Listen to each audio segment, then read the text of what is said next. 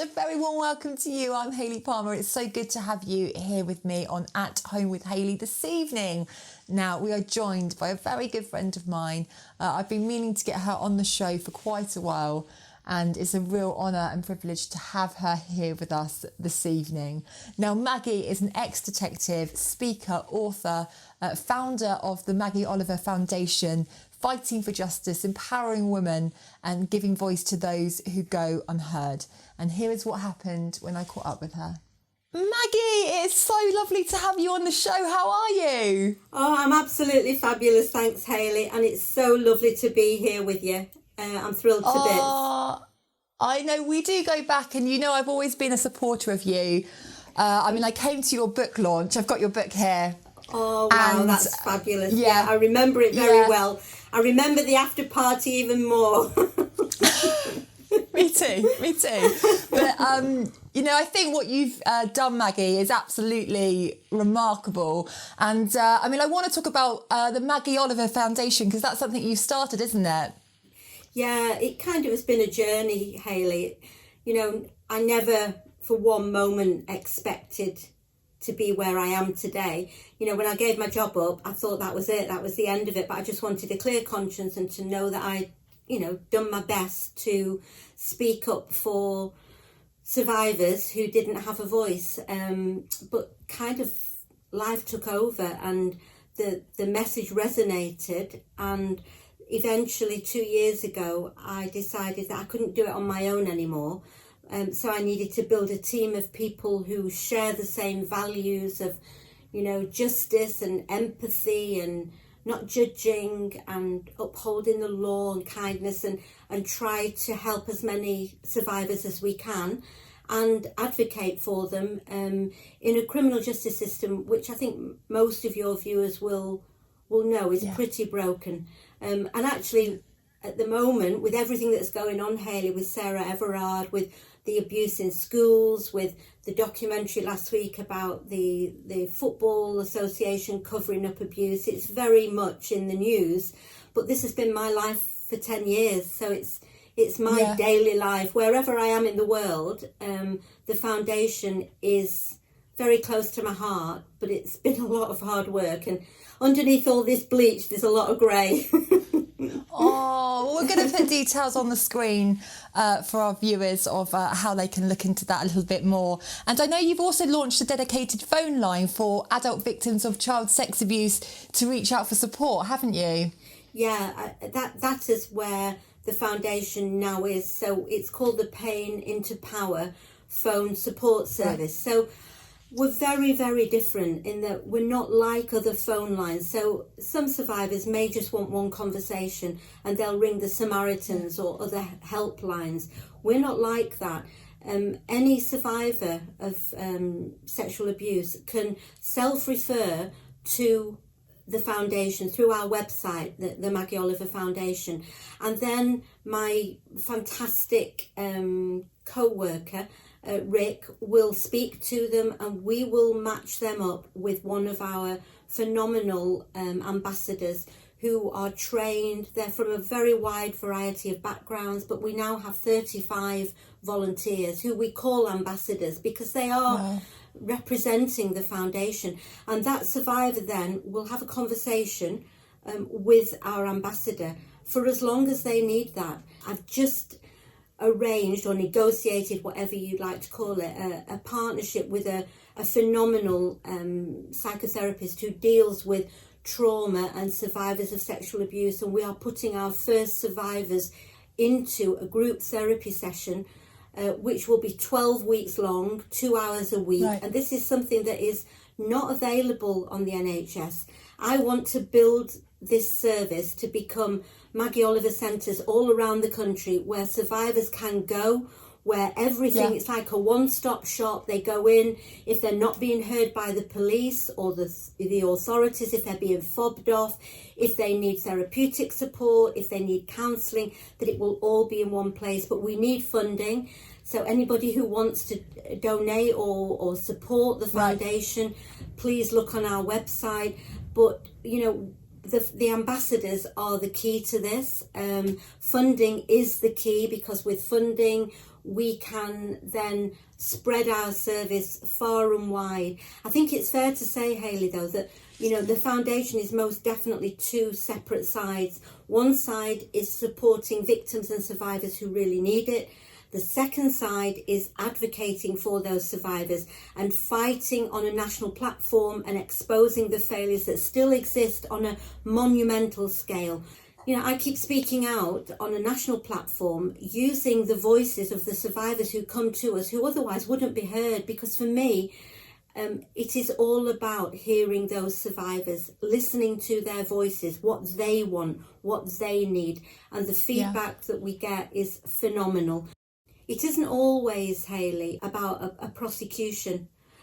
What the survivors tell me is that just being heard and being believed can transform their lives. So on the website we have a section where we collect survivor stories that they share with me. We share them anonymously, but even that makes such a big difference, that they've had their say, that they have been heard. It's been a long journey to here, but we are really making progress now. Wow, that is brilliant, Maggie. Honestly, it really is. And we're going to make sure we put the website details on the screen below now for people at home.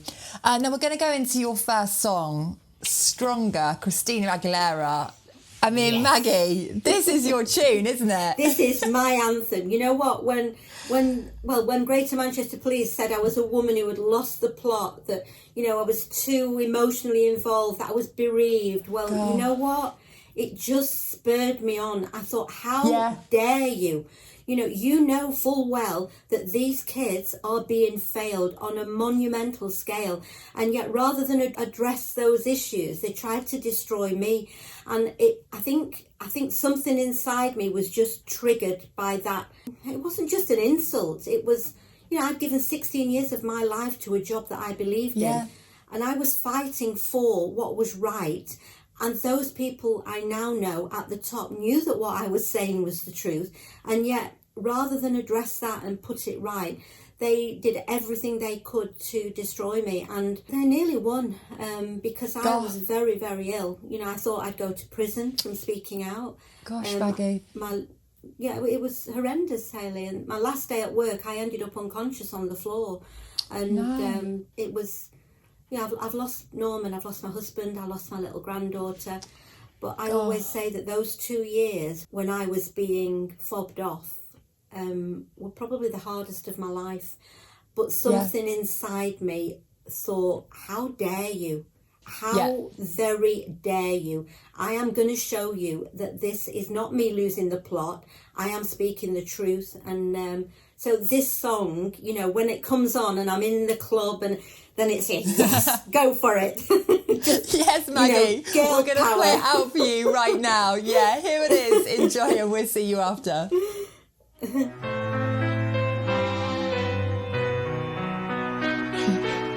Maggie, your next song choice, Sister Sledge, We Are Family. Yes. Why this song? Why? Because, as anybody who's followed my journey will know, I had the most amazing husband. We had 30 years together, and he was my absolute soulmate.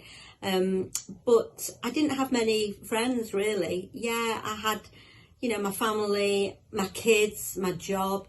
But when Norman died, my girlfriends are now not as important as my kids, but my best friend. We speak every day. My girlfriends have helped me reinvent myself, really. And so, this song, when it comes on, it's just got such a uplifting spirit to it. And it just, my girlfriends are like my family. They're my family that I've chosen.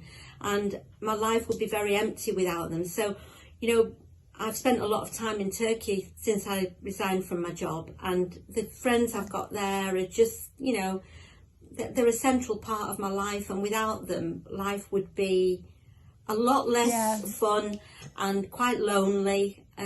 So this song sort of says it all for me. Yeah. Yeah, and I think lockdowns really makes you appreciate people even more, doesn't it? And, you know, really, like you say, friends can be your family as well. So, I think it's got a strong meaning behind this for sure. Massively. It's very much, you know, I think friends are... I've seen, you know, friends are the family that you choose for yourself. And, you know, my friends are a real mixed bunch. So I've got friends who are like 25 and I've got friends who are 75. And it isn't about numbers. It's about, you know, being young at heart and enjoying life and making every minute count. And, you know, girlfriends make that possible. Who needs a man when you've got girlfriends? Hey, girl power, Maggie. I'm liking it. Oh, well, here it is from 1979, We Are Family.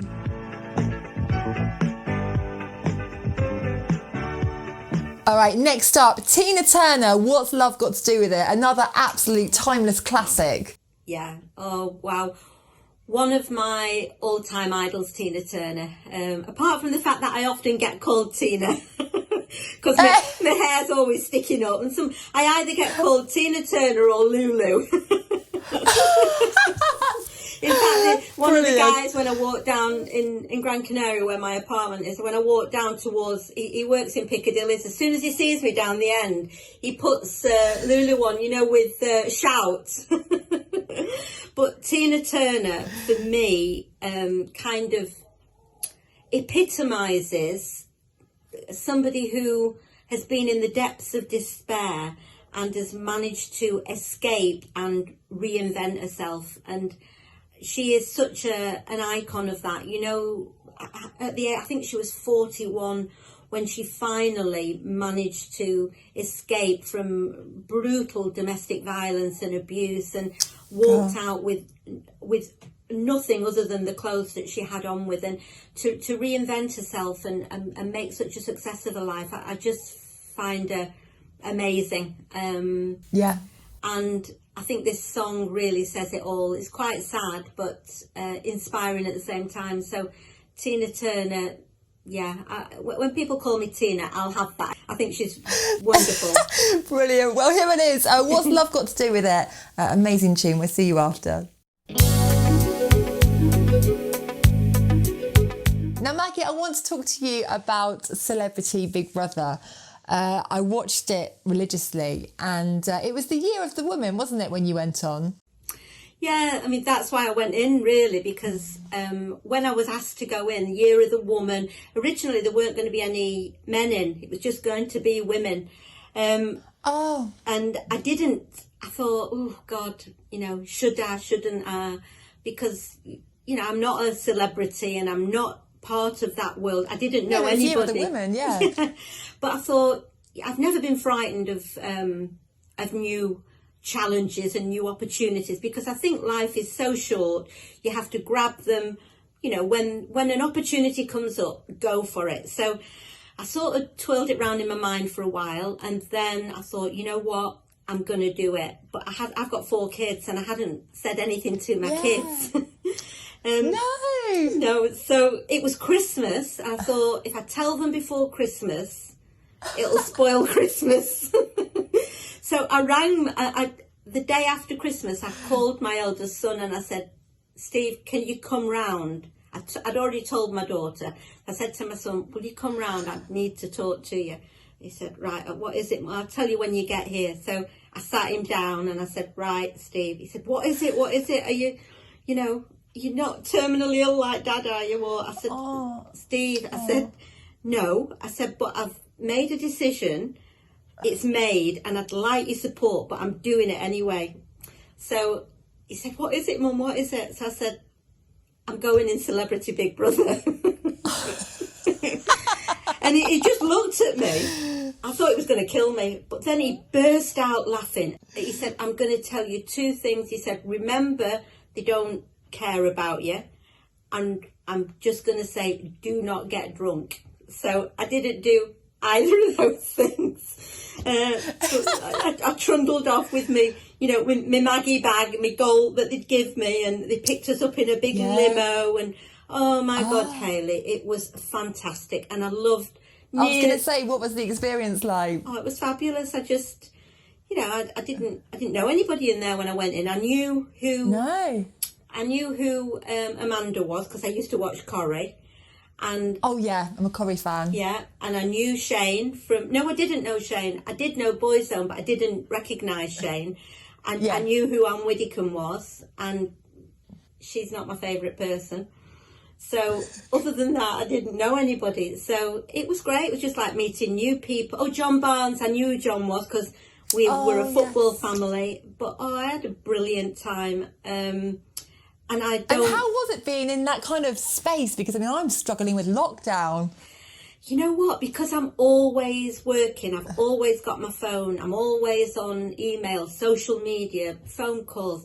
I couldn't have a phone. I didn't have a newspaper, no telly. It was fantastic. I loved it. And, you know, I made some really good friends in there that I'm still really good friends with. So obviously Jess and Ashley and John and Genuine. And they just all remained friends afterwards. So it was an experience I wouldn't have missed for all the world. But I went in really to talk about my work. And unfortunately, they didn't show anything because they couldn't get it through legals. God. But no, I've no regrets. A great experience, though. Yeah. Fabulous experience. Yeah, and I'm very grateful. Yeah, absolutely. Well, your next song choice, one of my favourites of all time, Maggie, Uptown Funk. How can you not like this song, anyone at home? It's just brilliant. It just gets you on the dance floor, doesn't it? Yeah, definitely. As soon as it comes on, I'm up. Well, Maggie and I are going to hit the dance floor and we will see you after this. Girls hit you, hallelujah. Girls hit you, hallelujah. Oh, now you've chosen my dad's favourite song, California Dreaming, the Mamas and the Papas. This is just another classic, isn't it? Yeah, it is. And it's got a lot of memories wrapped up in this song for me. We actually played it at Norman's funeral, this song. No. Yeah, so it's very emotional. But the reason we played it was because when we were first together, before we had the kids, in my early 20s, Norman and I took us. I've always been a bit of a traveller and a bit of a hippie on the quiet, but we took ourselves off to Gran Canaria and we lived in a tent in a little place called Taro for 6 months.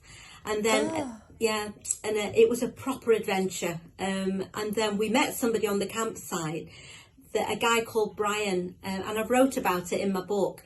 But he'd converted like a coach into living accommodation for him and his wife and his baby. But he agreed to take 10 of us on a trip from the Canaries all around Morocco in this bus. A bit like a summer holiday bus, and we went to the most remote places, and he used to play Mamas and the Papas on the bus when we were driving, like from the Oasis up in the Atlas Mountains, down into Marrakesh, into Fez in the old city. So this song, whenever it comes on, you know, whenever I hear it or I play it, it just takes me right back to Morocco and Norman and straight back there. Yeah, it's got a lot of memories in it, and obviously I played it at Norman's funeral because they were really, really good memories that we shared those times together. So it's a very, very special song to me, this one. Oh, well, I'm glad we can play this special song for you. Enjoy this and we'll see you after.